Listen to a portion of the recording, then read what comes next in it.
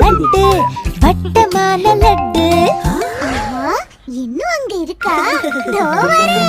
நானும் மறைஞ்சுக்கிட்டு மெல்ல தட்டு தொட்டு மெதுவா கைய விட்டு எடுக்க பார்த்த லட்டு. கையில் வந்தது தட்டு, தட்டு நிறைய லட்டு. அம்மா பார்த்து விட்டு தலையில் வைத்த கொட்டு. இங்க பாரு கிட்டு, தட்டு நிறைய லட்டு. லட்டு லட்டு லட்டு கொண்டு வந்தே பட்டு.